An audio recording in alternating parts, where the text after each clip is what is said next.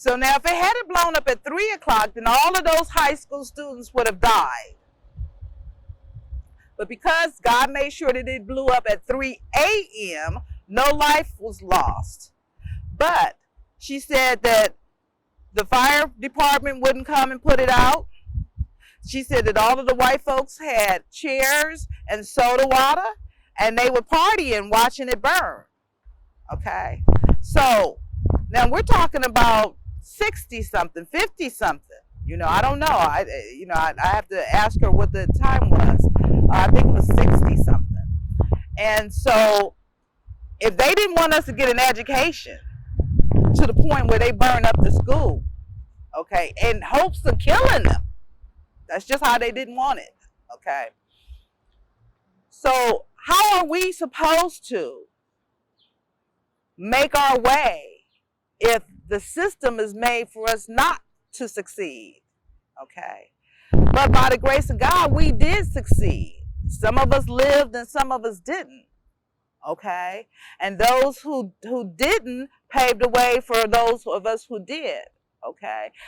But still, in today's time, and I've been around the world, today, in today's time, a black person can still be harmed in the workforce, out of the workforce, on the street. Just look at Rodney King. Los Angeles is famous for Rodney King, bless his heart, who took a hell of a beating from Los Angeles police department just because he was a black man, not because he did anything wrong, because he was a black man, okay? And if he hadn't been a strong black man, they would have killed him, all right? And that's just one of few stories. You know, my dad can tell you a lot of stories. Our California, especially Los Angeles, we're famous for our mayor, Tom Bradley, black mayor. Tom Bradley was a police department here in this area. And he rose on to become mayor of Los Angeles, and a very successful mayor. So, you know, why we have so much crime? Why is because, unfortunately, America hasn't changed a great deal. And another example is we now have a black president, President Barack Obama. Are we listening to the things that people are coming out of people's mouths about our president? Are we listening to the disrespect of our president by people who know better? And that disrespect is only because he's a black man? And it doesn't matter that he's of mixed heritage. The fact is, and the white man made this rule, if you have a drop of blood in you, you're black, period. We don't care how much white you got, how much Asian you got, we don't care. If you got a drop of black blood in you, you're supposed to be tainted. You're black. So that means that you get treated as a black, okay? And so, you don't experience it. If you've never experienced it, you don't believe it. Racism, if you've ever experienced it, you don't believe it. Up until I went into the service, I never experienced that kind of racism. I experienced black on black racism. I experienced walking down the street fully hijabbed in my Nation of Islam uniform and being mistreated by black people. Oh, there's one of them black Muslims, okay, and da-da-da-da-da-da-da, whatever they had to say. I had not ever experienced black to white racism until I went into the military. Never been called a nigger in my life until I went into the military. And then I had a chief commanding officer call me a lazy black nigger. And I had exception to 2 words, lazy and nigger. Because my dad didn't raise no lazy person. My dad's a hard worker, and he taught us how to hard work, okay? Cleaning up, whatever you do, be the best of it. So My attitude came with the lazy part, because that was a quoted terminology, lazy. Okay, those black people, all they want to do is eat watermelon and fry some chicken. They're lazy. Black people are not lazy. Okay, black people may not have experiences.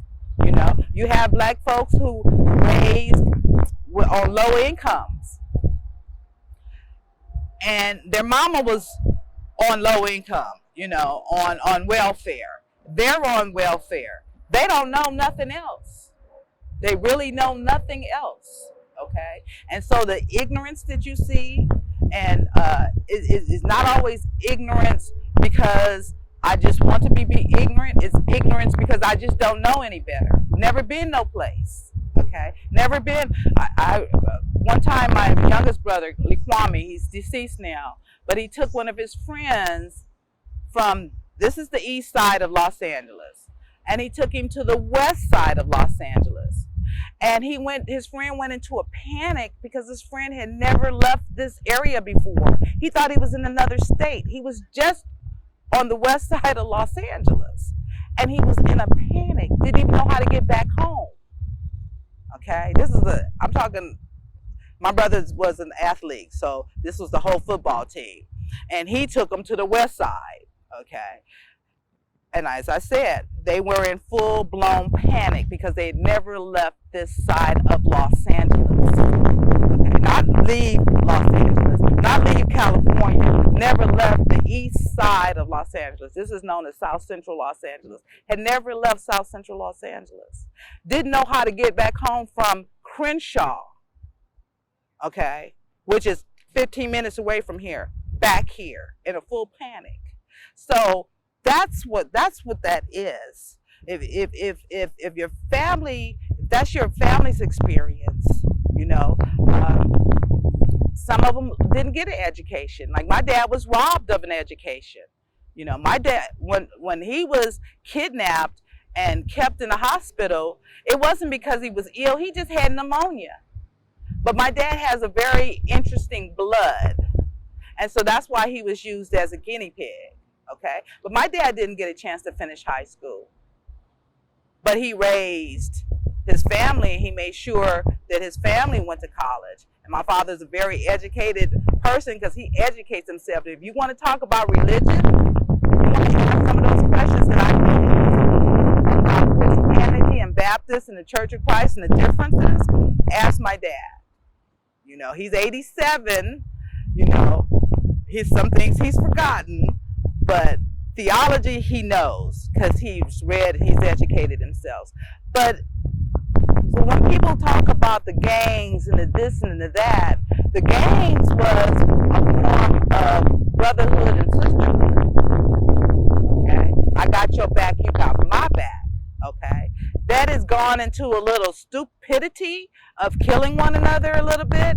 I have problems with, but the beginning of it was that brotherhood and that sisterhood. Why did the Black Power and the Panthers and the Nation of Islam, why were they so successful? Because they taught about the cohesiveness of the black race.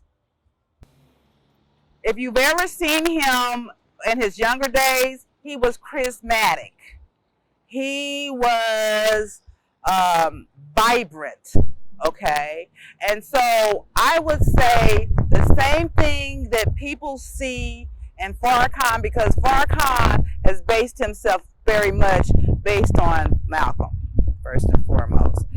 So if you see the charismatic, see how charismatic Farrakhan was in his early days, I think you will understand where Malcolm was. Malcolm was even more so.